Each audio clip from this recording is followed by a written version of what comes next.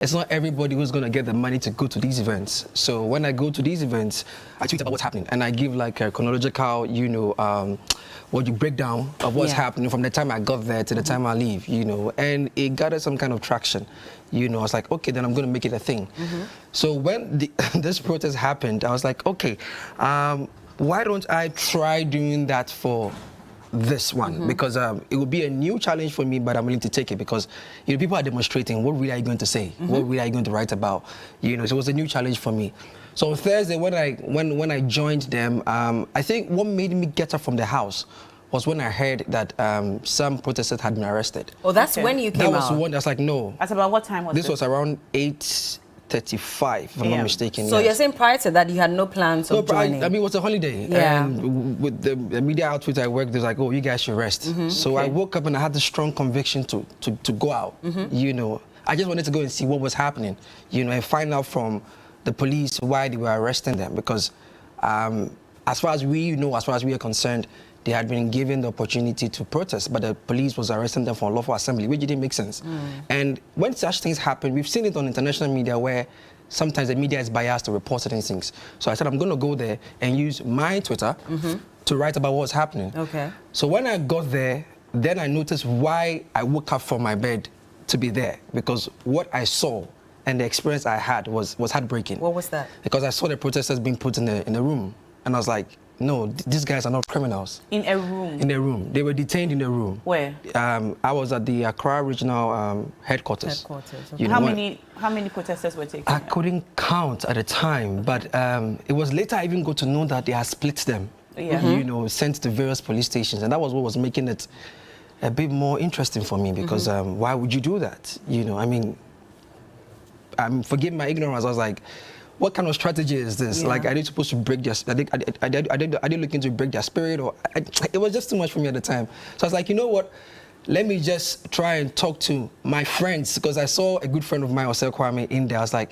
Inside the room? Inside the room. And Osei Kwame, they actually go there to protest. He went there to film. So I was like, what's happening? Like, talk to us. And the police wouldn't talk to me. Because they won't talk to you? They won't talk to me. Why? They won't talk to anybody from the media at the time. So at the time I got to the regional headquarters, there were two lawyers who had come through. One of them, my good friend, Prince Ganaku, who actually spoke to the commander in charge at the time. And then he told them, okay, this is why they are here, and blah, blah, blah, blah, blah. So then he tells me, bro, use your social media to send the word out there that we need more lawyers. Because the way the thing is looking like, they're not going to talk to you guys, they're going to talk to more lawyers. So that was when I had to change my strategy with my tweet. So now I was giving blow-by-blow updates of what's happening, what the police were doing, what we were doing, the people who had come in, like Sinaso who had joined in and everything, just to get people an understanding that this is where we are right now and this is what we will need. In about, say, an hour or two, lawyers on Twitter had just started trooping in. These were young lawyers, apart from the fact that, the likes of Martin Pebu and Honorable Inisa Hussaini and I think Justice Rai, who were the notable older ones I knew. The rest of the lawyers who came in there and made sure that these protesters got their freedom were all young lawyers on Twitter. How long did it take to get the freedom? It took hours. By the time we left, or the time I left, it was around 9 p.m. Because after they were asked to get 10 sureties, which was a fantastic negotiation. Each of them got 10 sureties? Yes. Each. So we got to a point, I think the lawyers had to go back to negotiate that we are not enough. So we have to represent two or more. And then I think that was a fantastic negotiation by the lawyers with the inspector of crime, I think, at the regional headquarters. Because some of the guys were put in various police rooms, like I said, and I think at a point in time, they understated the total number. Because if you look at the press, they said they had arrested 49 people, but it wasn't. It was more than that? It was more than that. Like roughly how many? I think we would hit about 70, if I'm not mistaken. I stand to be corrected, but I think we would have hit around 70, because the names we received, the lawyers went in there to write the names of the people that were sent to these various police rooms, and when I look at the names and I look at the presser, it wasn't 49, it was more than that. So well, the organizers say that 51 of them were 51, arrested. yeah, Yes, yeah. If I'm not mistaken, yeah, it was definitely not 49. It was was more than 49. that. Yeah. So that was when we noticed that okay, then we needed to make sure that everybody was accounted for, and then we could get their freedom. But it didn't come with without a fight, you know, because I think around 5 p.m. we were told that they were going to be processed for court, or they were going to be arraigned before court. Okay. You know, and then they were given an opportunity to have a fair hearing. Okay. You know, and that was when we were asking, like, what are they going to charge them for? You know, what are we going to charge them for? Because this guy just came, nobody assaulted anybody, everything, and then they were like, well, the only thing they could do at that time was to get them before court. And then somewhere I was heading home. Then my good friend Barrister Ifia was like, they've been granted bail, so we should go back and try and get 10 people who will do the 10 sureties.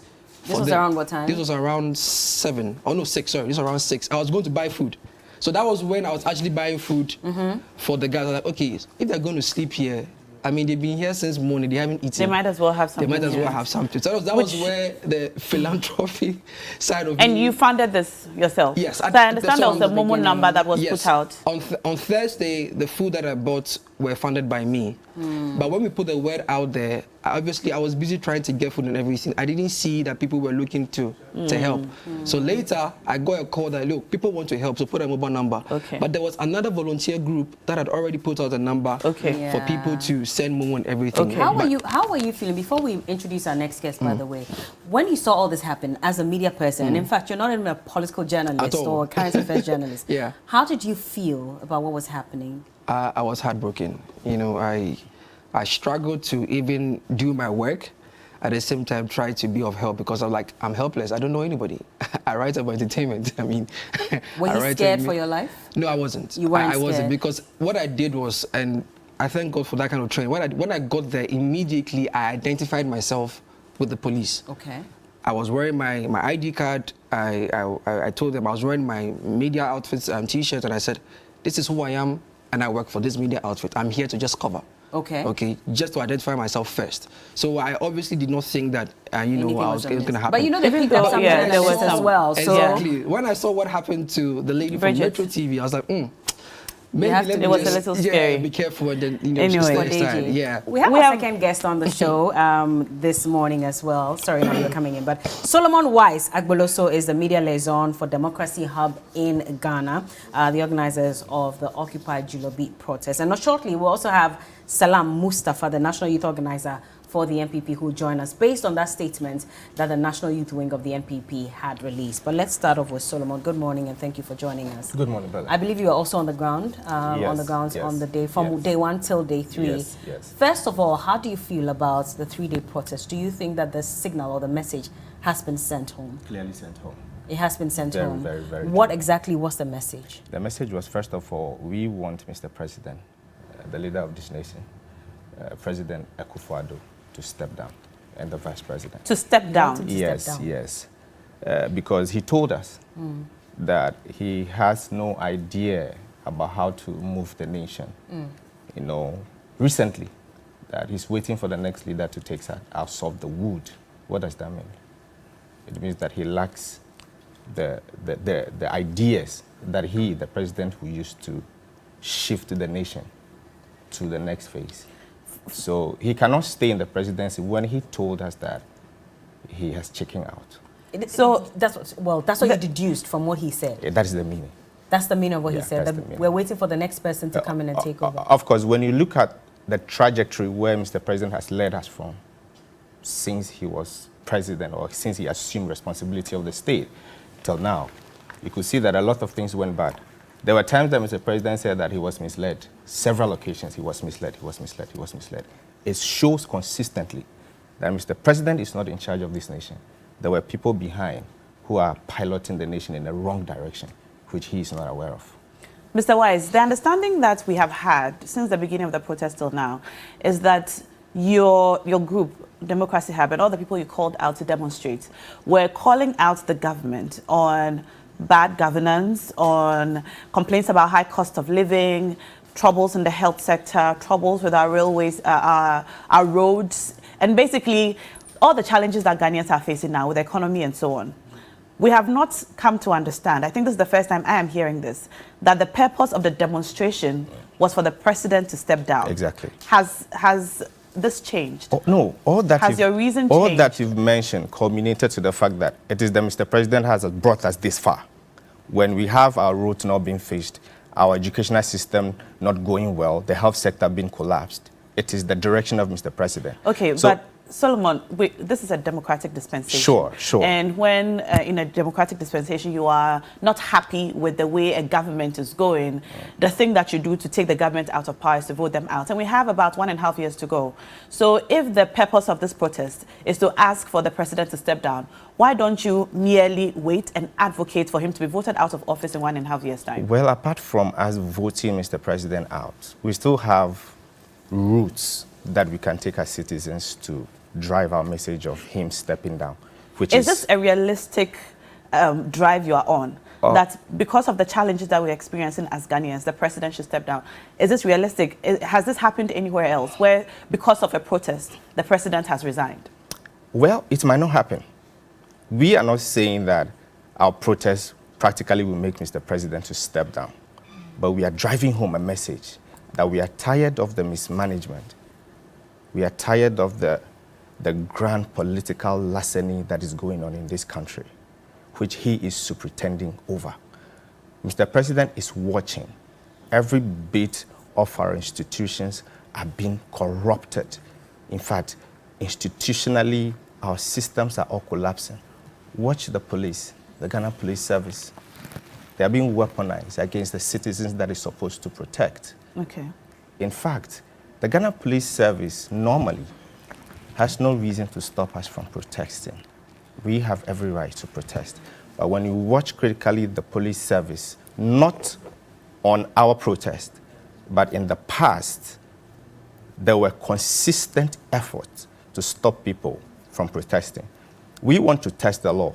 So when you see Democracy Hub, we send to the police our information asking to demonstrate 1 month clear to the police. Yeah.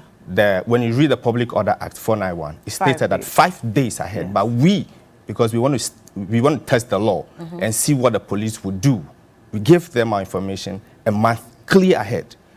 Just a few hours to the demonstration, then you brought out, excuse me to say, irrelevant press release purporting to stop our demonstration. Hold on. Are you saying that 1 month clear, you never received any information from the police? Did they give you any assurances that they were going to provide that support that you were asking for? They have been very cooperating. Okay. The police were very cooperating. In fact, the IGP was very cooperating. He told us that he will make sure that every help we need for this protest to be successful, he will give us. When was this?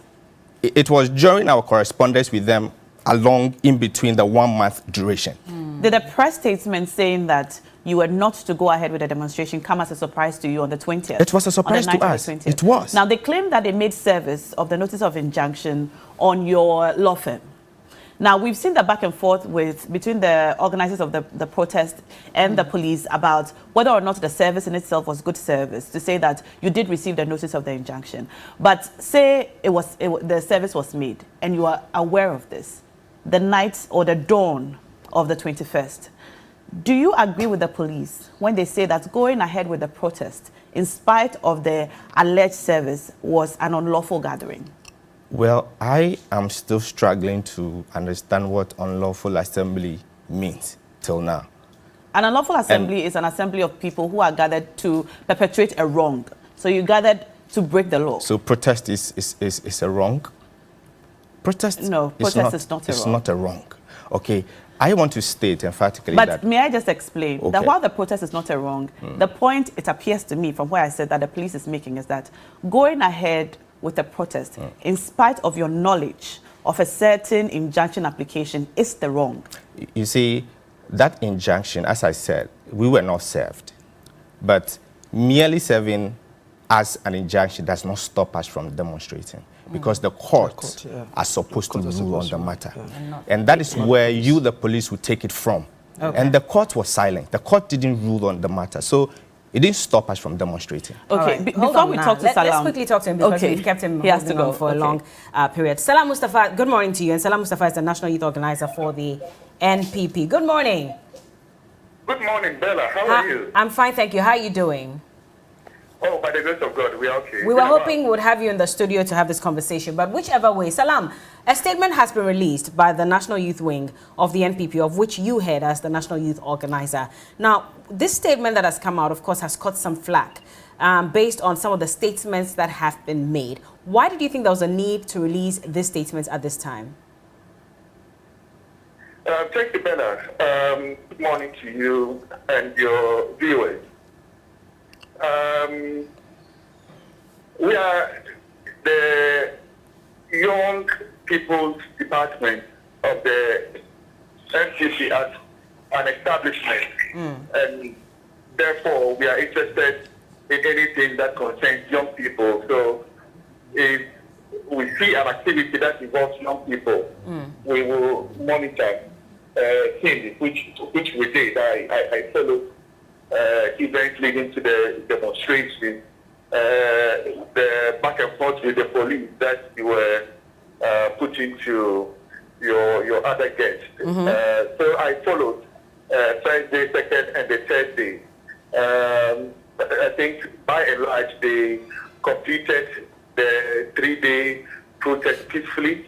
We are happy to note, even though the first day came with a bit of an issue that we have roundly condemned, and we hope that some of these things don't return, and our police service, takes a cue. We are also happy that in 2015, when we were attacked on the streets of Adabaka, we can see semblance of things happening again in 2023. This is so many years interval that we thought that the police will refine its skills. Be it as it may, we all roundly condemn it, and we're happy that our colleagues, young people, were able to come out and protest and drum home their points. All right.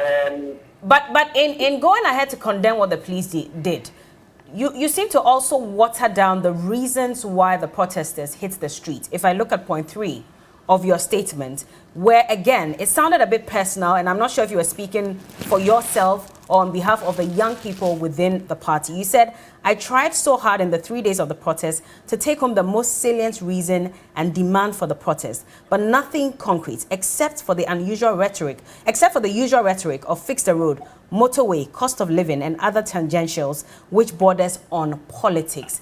Would you say that on hindsight, this was a tad bit disrespectful and a way to water down the reasons why young people decided to hit the street? Because these are problems that we've been facing for years on end. No, not at all. I don't have any personal issue with any of the demonstrators. In fact, I don't know any of them personally, let alone have an issue that is personal in nature. We are all having a discussion. They have their opinions as well, and we also have ours, which is in line with our democratic tenets and rights, that everybody is guaranteed their opinion. And that's our opinion as well. Like I mentioned, I followed keenly because when it comes to demonstrations, I'm quite an aficionado because I have been involved in demonstrations. I've been part of demonstrations. The last one we went was Let My Vote Count. I was the pioneering member of Let My Vote Count Alliance. So when it comes to demonstrations, I understand it quite well. I have mentioned to follow my release.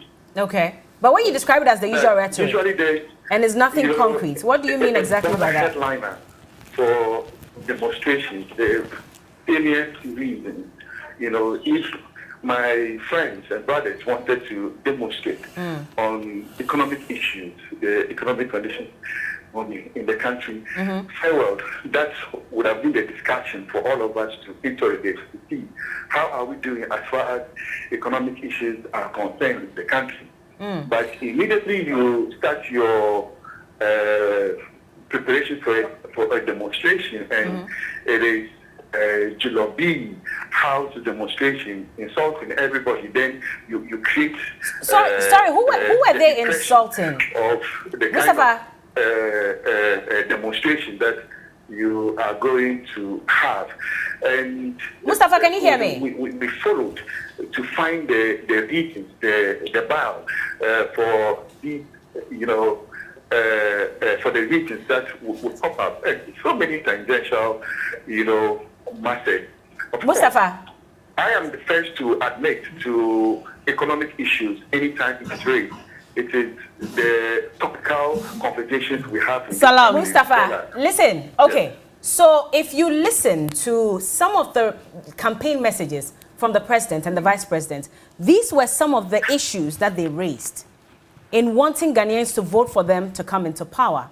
And so if after 7 years, these issues have not been addressed, like your party had said they would address, and young people hit the street, you decide to say that this is nothing concrete and that it's, the rhetoric as usual. Don't you find that disrespectful to the young people who voted for your president and vice president to come into power? Reason why you probably also occupied the position that you had occupied even before within the party you began your job as the National Youth Organizer?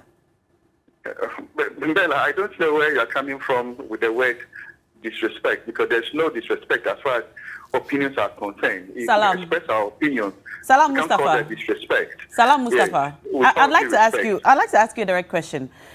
Still on your point number 3. So, it's Salam. our opinion as well. Salam. It's our opinion, Yes, we appreciate your opinion, but I want to ask you a question about your point number 3, because you itemize things which you consider our usual rhetoric. You mentioned 1, the motorway; 2, fix the road; 3, cost of living, and other tangentials. Salam, do you use the motorway? Well, of course I do. What is the state of the motorway in your opinion? And let me also tell you that if you follow, Just if please you answer my the- question. the What is the motorway- state of the motorway in I'm your answering opinion? you. Ask a question and I'm answering. So you listen to me. If you use the motorway today, you will see that work is ongoing, especially from the interchange being done from the Spintex to East Legon to the motorway.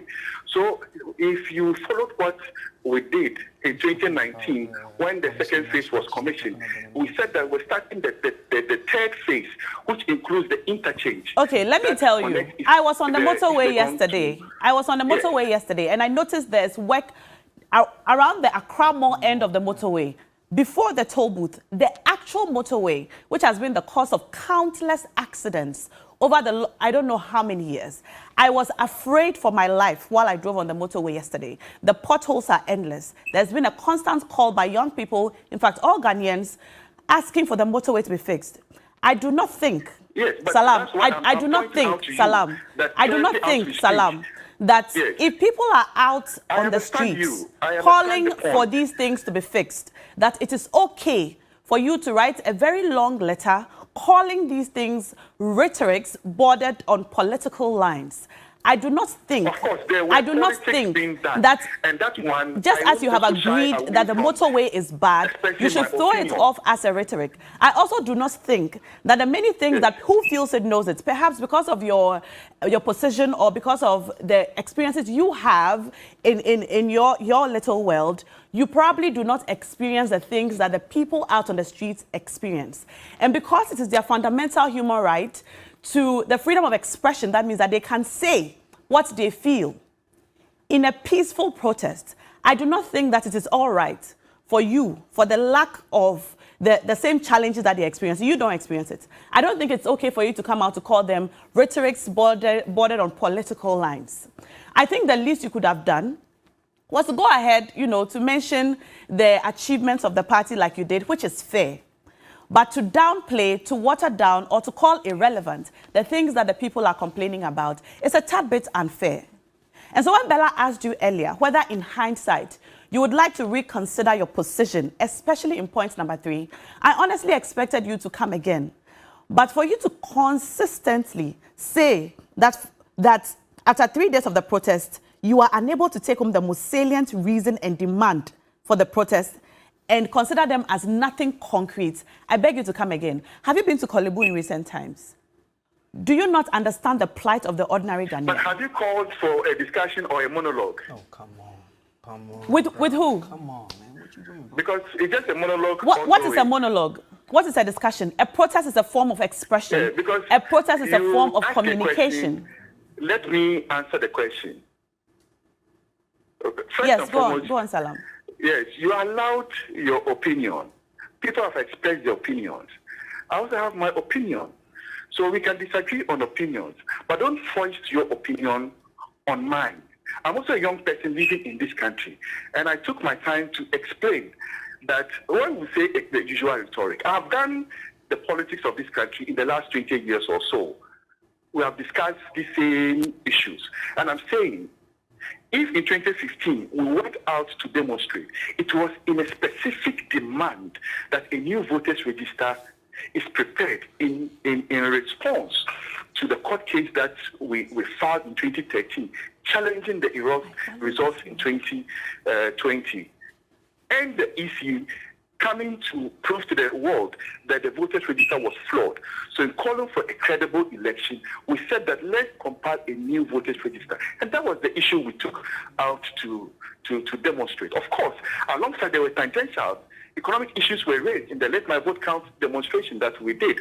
So when it comes to demonstrations, I mentioned already, I am an aficionado. When it comes to demonstrations, I've been part of demonstrations. I've been part of organizers of demonstrations, so I understand it inside out. It is not to water down, what has been done.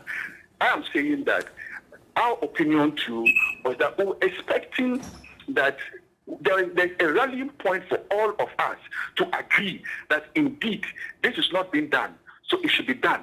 But everything else that has been raised are things that are in continuum, and I took my time to take some sectors to explain the things that have been done. When it comes to economic issues, I admit that bread and butter issues take the foremost, discussion. Of course, when people are hungry and you're telling them you have built schools and roads and so on and so forth, they might not be easily amenable. All right, Salam. But of course, it is part of the discussion. All right, thank you so much, Salam. I also have trust and confidence. Please, let me make my point. We don't have time, Salam. Let me make this point. Please, let me make this point, please. You are saying you have trust and confidence. We don't have trust and confidence. Based on the response you're giving us, clearly, you don't identify with young people and the problems that they are encountering. Because otherwise, as a youth organizer, you'd understand that young people need jobs. Salam, thank you so much for your time. Unfortunately, we cannot continue with this conversation. But if young people need jobs and they are asking you to just make do of the promises that you made to them, and you're here saying that those were not really concrete reasons why they hit the streets, then I'm sorry, but you've lost the plot completely. And I do hope that you find a way back on track to help young people, because this is totally unfair. I don't know what you two make of this. Maybe we're going to get your opinions on this quickly, and then we can wrap up. Solomon, you want to start? Okay, thank you. Bella, I want to say that, look, we want to build our institutions to work again. For example, I am on the Ghana Police Service. The Ghana Police Service is an institution that we cannot do away with as citizens. We need them for our democratic build-up to where we want the state to go. So the police service, first of all, when you watch the way they handled us from Thursday up to Saturday, especially on the day of Thursday. Yeah, the first day. It's a day of shame. And for me, I would like to advocate that the police curriculum that is used to train our police at the depot should be re-looked at. Because when we went to the police station where they took us to, they said we have to remove our dresses. We must naked ourselves before we entered into the cells. We demanded that we are not going to remove our dresses. So the police were actually acting on the whims and caprices of their superiors. And the superiors also are acting on the whims and caprices of politicians. And the police is not reasoning on their intelligence no more. And at that state, we see the police as the enemy of the state because they're no more using any intelligence to work with.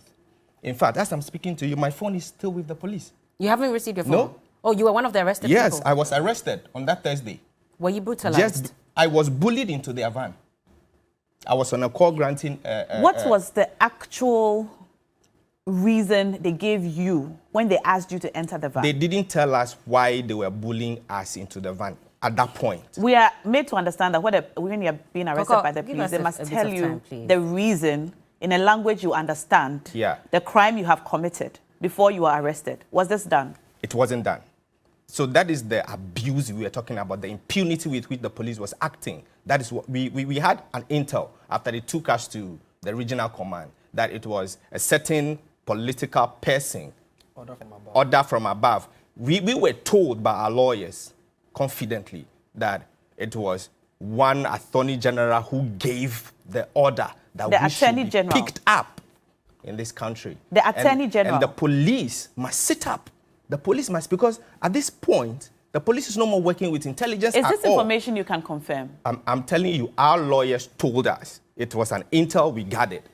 That the attorney general asked for you to be arrested? Oh, we are in this country where everything is possible. Because the police, what they did on that very Thursday. I just want us to be careful that we put out information that we can verify. Yes, that is very true. Our lawyers told us confidently that the police were acting on a political decision that we should be arrested. As I'm speaking to you, my phone is still with the police. What did they tell you? Did they say anything at all? They didn't say anything. When you arrived at the police station, what happened? You see, we were asked to sit on the floor, and some of our colleagues actually sat on the floor, but some of us, the executives, we said, we're not going to sit on the floor. So they wanted to use force to collect our phones from us. Already in the bus, before we arrived, we told our colleagues that they should disengage their fingerprints on their phones, put their PIN codes on, and switch their phones off, because we know that when we get there, they will use by force to pick our phones. So we did that already in the bus before we reached there. So immediately we reached the police station. They forced us into an office. All of us. They forced us into an office. How many were you? We were about 49. Okay. We were about 49. But at the moment, how many can you verify were picked up and have been released? Okay, actually, the number they picked up was more than 49. Actually, a BBC journalist and with another person, which add up to the number to 51 or so. So when you take the two out, it remains 49, kind of. So Bella, it was an experience as a young person that I will never forget, because I am counting on the police that they will help us build this democracy. But when you see what happened, you cannot sincerely try. speaking, But you're going back in December? We are going back. In December? We are not giving them rest. You're not giving them rest? Yes, we are not giving Okay, them rest. time is up. Olele, let me just get your thoughts on this, because again, coming to you and listening to what the National Youth Organizer of the NPP is saying, how do you feel about all this, and what do you think should be done? It gets heartbreaking by the day. You know, like Na said, it's as though they are totally disconnected from the true realities of what we are facing as a youth. You know, and for him to say the things he's saying there, I'm very sad. I'm lost for words, because you see, first of all, you put out a presser to water down what the youth actually went out to do. I stand to be corrected, but I dare say this has got to be one of the youngest, demonstrations. Yeah. You know, and to see the age group that represented the last 2 days, which is Friday and Saturday, you should know that it's gotten realer than it used to be, because these were not older folks. Because you see, people who were selling, the hawkers, some of them didn't even know what we were doing there until they blocked the access routes to the 37 interchange. Yeah. Most people didn't understand what was happening, because they saw a lot of young people and they thought we were having a party, but we were actually protesting. You know, and that should tell you that in as much as you are sitting in your upper echelons of, society and enjoying whatever, the real issues on the ground are being faced by the youth. We have young doctors in Korle Bu who have to put their machines in bottled water. Bottled water. Yeah. The Korle Bu building is just what? A death trap. Look, it's madness. Olele. Yeah, God, I know. help me. Well, unfortunately, this is all time will allow us. But thank you both so Jesus much Christ. for joining us on the show. And this is a conversation we'll carry on for the rest of the week, and ensure that young people also have a voice to speak up and talk about the things that concerns them. So Solomon Wise Agboloso is the media liaison for Democracy Hub Ghana. Thank you so much, Solomon, for coming. Olele Salvador, the broadcast journalist who updated us on Twitter from jump to finish. I mean, of course, he's done an incredible job as well. And to everyone who was out there, everyone who lent their voice, their support, whether it was social media or physically, thank you so much for doing this. We also spoke to Salam Mustafa, the National Youth Organizer for the NPP. We'll do this again, and so keep the messages coming. The hashtag is TV3 New Day. We'll be right back.